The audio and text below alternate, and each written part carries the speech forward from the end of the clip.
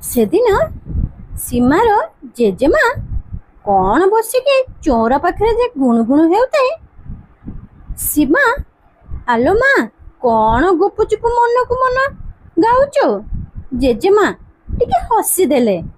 ଆଲୋ ନାଇଲୋ, ତୋର ଜେଜେବାପାଙ୍କ କଥା ମନେ ପଡ଼ିଗଲା, କିଛି ପୁରୁଣା କଥା ଭାବି ଭାବି ଏମିତି ଗପୁଥିଲି। ସୀମା କହିଲା, କ'ଣ ଯେ ଗପୁଥିଲୁ କହୁନୁ? ଜେଜେବାପାଙ୍କ କଥା, ସେ କେମିତି ଥିଲେ ତାଙ୍କ ବିଷୟରେ ଟିକେ ଶୁଣିବାକୁ ଭାରି ଇଚ୍ଛା ହଉଛି। ଜେଜେମା ଟିକେ ଲାଜେଇ ଗଲେ। ଜେଜେମା ଆରମ୍ଭ କଲେ ସେ ଯୁଗର କଥା। ମୁଁ ବାହା ହେଇ ଶାଶୁଘରକୁ ଆସିଥାଏ। ନୂଆ ନୂଆ ଜାଗାକୁ, ନୂଆ ଲୋକ, ବୟସ ବି ବେଶୀ ନୁହଁ। ମନରେ ଗୋଟେ ଅଜଣା ଡର ବସା ବାନ୍ଧି ବସିଥାଏ।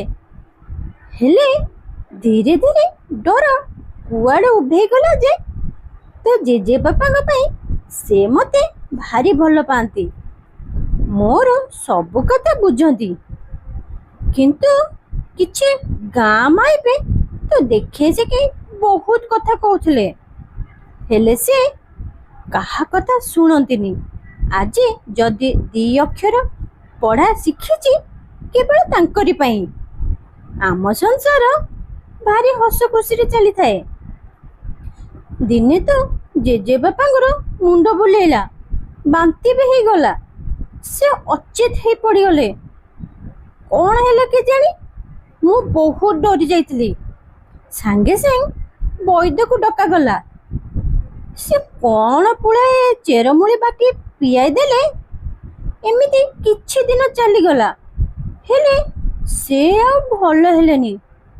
ମୋତେ ଦିନେ ପାଖକୁ ଡାକି କହିଲେ, ମାଳତୀ, ମାଳତୀ, ମୁଁ ଆଉ ବଞ୍ଚିବିନି, ମୋତେ ଯମର ଡାକରା ଆସିଲାଣି।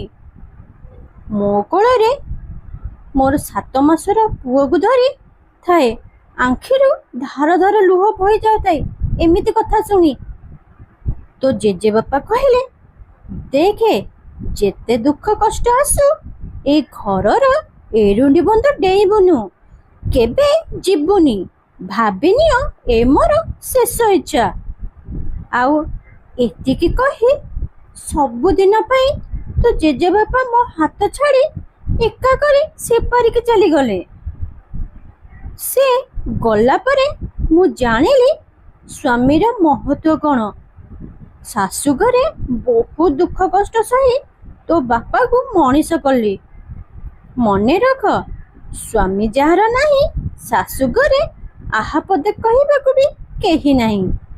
ନିଜ ସ୍ୱାମୀକୁ ସମ୍ମାନ କର, ଭଲ ବି ପାଅ, ସାଙ୍ଗ ପରି ସବୁ କଥା କୁହ। ବାହାର ଲୋକଙ୍କ କଥା ଶୁଣି ଏଠି ଲୋକ ଘର ଯୋଡ଼ିବାର ନୁହଁ, ଭାଙ୍ଗିବାକୁ ଭଲ ପାଆନ୍ତି। ସୀମା ସବୁ କଥା ଶୁଣି ଆଖି ଛଳ ଛଳ କରି ପଚାରିଲା, ତୋ ଜେଜେବାପାଙ୍କ କଥା ମନେ ପଡ଼ୁନି? ଜେଜେମା ହସିକି, ଆଲୋ ମରିବାକୁ ବସିଲେଣି ବା, ଆଉ କ'ଣ କହିବି। ଆପଣମାନଙ୍କୁ ଏଇ ଗପଟି କିପରି ଲାଗିଲା? ଆପଣମାନଙ୍କୁ ଯଦି ଭଲ ଲାଗିଛି, ଆପଣମାନଙ୍କୁ ମୋର ଏମିତିକା ଏତେ ଭେରାଇଟି ଷ୍ଟୋରି ସବୁ ଯଦି ଭଲ ଲାଗୁଛି, ତାହେଲେ କମେଣ୍ଟ ମାଧ୍ୟମରେ କମେଣ୍ଟ କରିକି ଜଣେଇବେ। ଲାଇକ୍ ବି କରିବେ, ସବସ୍କ୍ରାଇବ୍ ବି କରିବେ। ରହିଲି, ବାଏ ବାଏ।